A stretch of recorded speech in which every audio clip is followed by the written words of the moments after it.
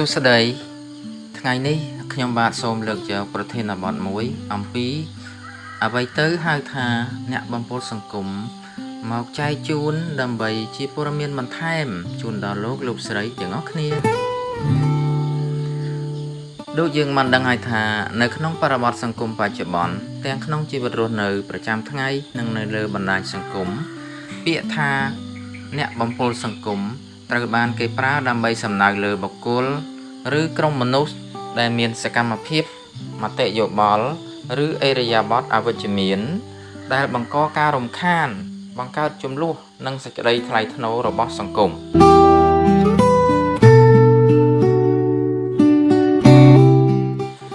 លក្ខណៈសម្គាល់សំខាន់នៃអ្នកបំពុលសង្គមដើម្បីសម្គាល់ថាបុគ្គលណាម្នាក់ជាអ្នកបំពុលសង្គមយើងអាចសង្កេតលើលក្ខណៈសម្គាល់និងទម្លាប់បំផ្លាញមួយចំនួនដូចខាងក្រោម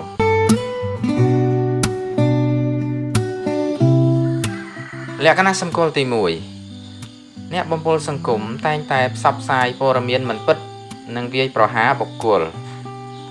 Fake news and cyberbullying ពួកនេះចូលចិត្តបង្កើតរឿងឬព្រឹត្តិការណ៍ផ្សេងបុគ្គលបំពុលសង្គមតែងតែបង្កើតឬចែករំលែកព័ត៌មានមិនពិតដែលយើងហៅថា fake news ព័ត៌មានបំភ្លៃការពិតដើម្បីកូរឲ្យសង្គមមានការភ័ន្តច្រឡំឬភ័យខ្លាចជេរប្រមាថនិងដៀលថ្មេះប្រើប្រាស់ពាក្យសម្ដីអសុរោះដោយជេរប្រមាថឬរិះគន់ក្នុងន័យជន់ពង្លិចមិនមែនរិះគន់ដើម្បីស្ថាបនាទៅលើបុគ្គលដទៃពិសេសនៅលើបណ្ដាញសង្គម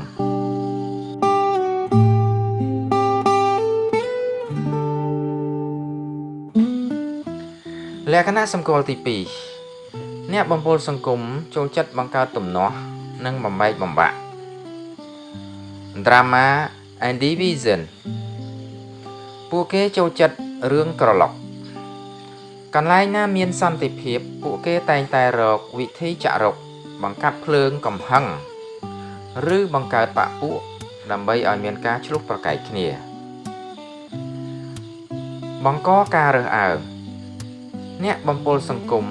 ចូលចិត្តប្រើសម្ដីឬទង្វើដែលញុះញង់ឲ្យមានការរើសអើងពូជសាសន៍រើសអើងពណ៌សម្បុរភេទ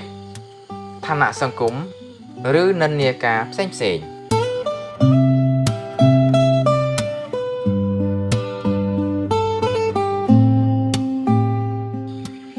លក្ខណៈសម្គាល់ទី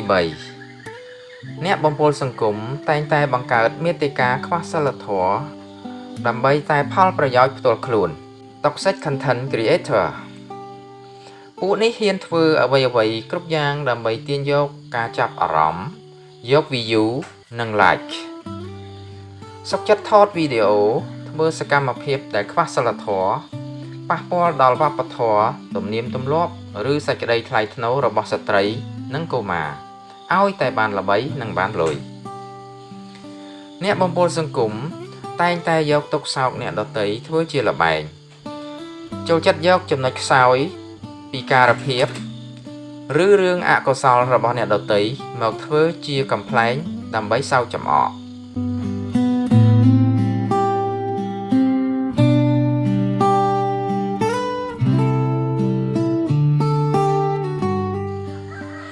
លក្ខណៈសម្គាល់ទី4ពួកគេជាមនុស្សអតតថបុគ្គលខ្លាំងគឺមានចរិតអាត្មានិយមហួសហេតុអ្នកបំពុលសង្គមមិនខ្វល់ពីផលប៉ះពាល់រួមធ្វើអ្វីតាមតែចិត្តចង់ដោយមិនខ្វល់ថាទង្វើរបស់ខ្លួនបង្កការរំខានបង្កភាពក្តៅក្រហាយឬបំផ្លាញសណ្ដាប់ធ្នាប់សាធារណៈនោះឡើយអ្នកបំពុលសង្គម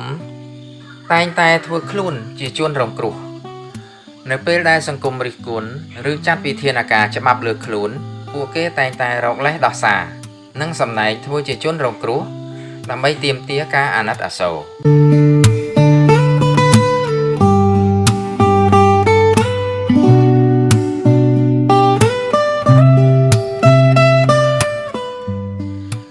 ជាទូទៅ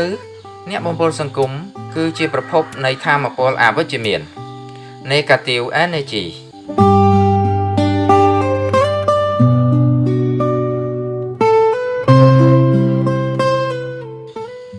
ការរៀនសម្គាល់មនុស្សប្រភេទនេះ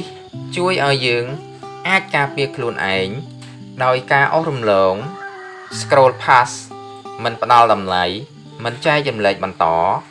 ឬធ្វើការ report ចោលលើបណ្ដាញសង្គមដើម្បីរួមចំណែកធ្វើឲ្យបរិយាកាសសង្គមយើងមានភាពស្អាតស្អំនិងវិជ្ជមានល្អប្រសើរជាងមុន